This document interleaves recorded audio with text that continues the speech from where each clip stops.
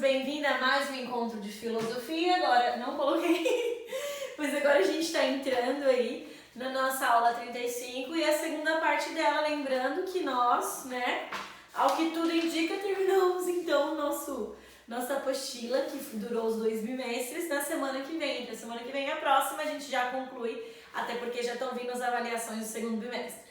Beleza, gente? Lembra que a aula passada foi uma aula que eu tava super, hiper, mega empolgada, que foi a aula de Platão. Desculpa. Foi uma aula pra mim, que foi um modelo educacional muito legal que ele bolou, que ele pensou, e que de fato ele acreditava que daria muito certo, e que algumas coisas a gente conversou sobre a minha opinião, talvez tenha sido a sua ou não tenha sido. Vamos para a segunda parte, agora vamos falar de Aristóteles, ok? Aristóteles é um pouco mais simples porque ele não tenta bolar um plano mirabolante, assim como Platão gostava. Então vamos lá, de fato, onde queremos chegar. Primeiro, estou guardando bem guardadinha a apostila na página 44, o texto é bem curto, tá, gente? Aristóteles ele é um cara que os seus estudos eles ficam conhecidos como teleologia. Professora, o que é teleologia? Ela vem de uma ideia de finalidade. O que seria isso na prática, pessoal? Na prática eu estou falando que tudo na vida existe para ter uma finalidade. Então, a visão de Aristóteles é que política tem como finalidade justiça e felicidade. Então, aqui, qual é a finalidade da política? É ter justiça, é ter felicidade.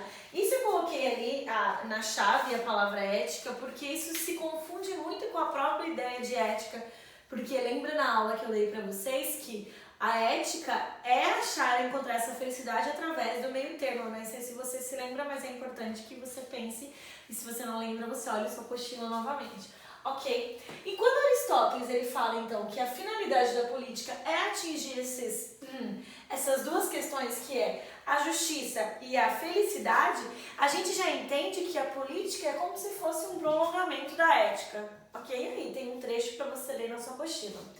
Vamos agora no parágrafo que está logo abaixo, um trecho que temos aí de Aristóteles, para falar que a visão que Aristóteles tem é que o ser humano ele é um animal político, ou seja, nós já nascemos como seres sociais e tendenciosos à política, porque ele não desvincula uma coisa de outra, tá? Ok? E como que nasce essa relação de animal político, tá, gente? Ela é uma relação que ela não é artificial, ela é natural. Então, política já nasce no ser humano, através daquilo que nós chamamos de relação de amizade. Olha que bonito que ele fala aí, tá, gente? É quando os seres humanos de forma espontânea se aproximam uns dos outros. E é bacana que ele usa uma frase que você pode usar aí para elogiar seu amigo, aí seu melhor amigo, que é: sem amigos, vírgulas é ótimo, vírgula, ninguém escolheria viver. Ou seja, a relação da amizade, essa relação que é uma relação natural, em que você procura pessoas que de fato elas estejam alinhadas e queiram o seu bem, é uma relação que não tem nada de artificial. Ela é 100%, no caso, natural. E a amizade, por ser essa busca, essa procura desse bem comum, ela é, piadinha aí, né? Ela é junta em shallow now com a justiça, ou seja, um é alinhado ao outro. Então, o fato de eu conviver com pessoas, de eu querer o bem comum, eu já alinho a ideia de amizade com a ideia de justiça. E aí a gente não pode separá-los. Por isso que eu coloquei aí, a amizade é inseparável da justiça. Então, amizades é juntos shallow now, juntos e shallow now com a justiça. Passando daqui, subimos, tá, gente? E aí, como que eu coloco isso de forma prática na visão de Aristóteles? A forma prática é a seguinte, gente.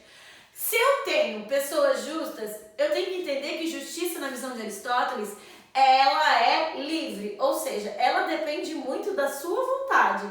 A gente não vê uma vontade pré-determinada nos estudos de Aristóteles. Nós vemos que os homens eles são livres para escolher o que eles querem. Existe o livre-arbítrio? Claro que existe. Você é livre para escolher o que você quer. Então, como que eu alcanço uma cidade justa? Através de pessoas justas. Se eu tenho pessoas justas na minha cidade, logo a minha cidade também será justa. Mas, de novo, como eu disse para vocês, depende da consciência do indivíduo. Por isso que eu vou falar aqui que o governo pode ser bom ou correto e o governo pode ser corrupto. Depende aí de quem governará, de quem serão as pessoas que estarão nesse lugar, ok? E aí, gente, as ações morais, elas são a maior ou compõem essa vida virtuosa, que é onde o homem vai alcançar tanto autonomia como autossuficiência. Então, assim, como que eu alcanço isso na visão de Aristóteles? Claro, através daquilo que é livre, né? Porque é um pensamento livre, que eu faço, a minha ação é livre. E, na verdade, essa autonomia e autossuficiência, ela vai sendo cada vez mais beneficiada pela amizade. Por isso que ele bate tanto nessa tecla, tanto que ele fala que só o único autossuficiente e autônomo é Deus. Mas quando a gente se une nessas relações entre os seres humanos, nós estamos nos apropriando, nos aproximando desse Deus, que é diferente de um cidadão de forma isolada. Ele não conseguiria atingir essa autonomia e autossuficiência sendo sozinho. Então, por isso que a amizade é tão inseparável da visão de justiça, na visão, de novo, de Aristóteles. E para isso ele fala, então, que nós temos 3 tipos de governo. O primeiro governo é o monárquico, que, como forma corrupta, ele poderia passar a ser um tirano. Então, aqui nós temos as formas de governo e aqui nós temos as formas corruptas. A aristocracia é governo de poucos, né? E oligarquia, que seria a forma corrupta. E da democracia nós temos a demagogia. E aí essa politeia aí, que é o governo ideal. Então, concluindo essa aula para falar que o governo ideal é, na verdade, a politeia. O que é essa politeia? Ele é muito... Lembra que quando eu falei aula de ética, que para você lembrar de Aristóteles, você precisa lembrar da balança, da justa medida? Ele é muito fiel à sua ideia. Então, essa fidelidade dele fez pensar que a melhor forma de governo é esse politeia, que é um governo que fica nem somente os ricos e nem os pobres, seriam aquelas pessoas, seria talvez a gente colocasse aí a classe média.